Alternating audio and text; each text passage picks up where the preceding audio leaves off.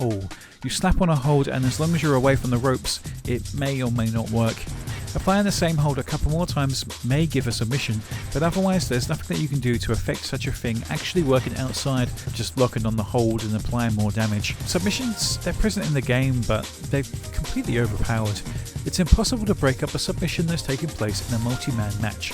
Impossible, apart from pushing said submission attempt into the ropes.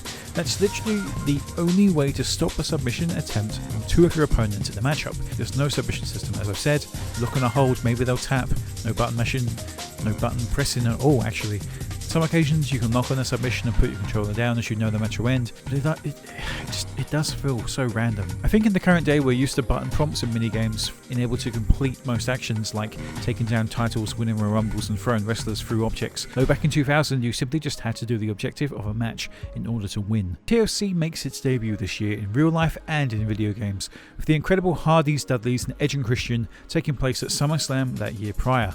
Unfortunately, TLC match with its tables, chairs and ladders is locked to just a singles match this time around. Casket matches also make their debut in SmackDown 2 and is essentially forgotten from this point forward. The match type itself consists of a massive object sitting at ringside, which can be picked up, swung around and used like a baseball bat. Its only use outside of being used as a weapon is the random occurrence that a wrestler will end up inside. This also happens after somebody is Irish whipped towards said object, then attacked until the lid somehow appears.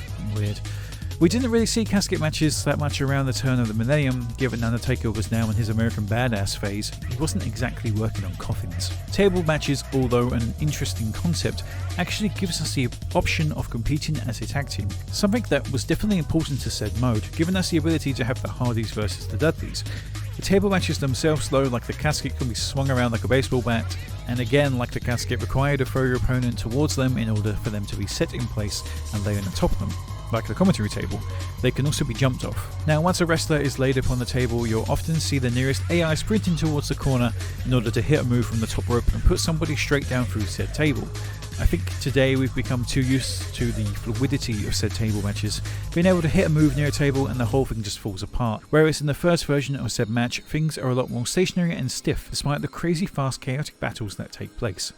Tables also have you set your opponent upon a table, giving you two straight options: jump through or use a grapple, move or top off. The list of moves atop a table is also relatively quite short. I think there's a rock bottom and maybe there's Triple H's pedigree, but most others will use either a power bomb or a pile driver. If the opponent isn't weak enough, they'll reverse, and you'll be sent flying over the top rope or just off of the table in general. These tend to go on for a little while and they eventually will see a table break with a sweet looking pile driver. Or powerbomb, as I said.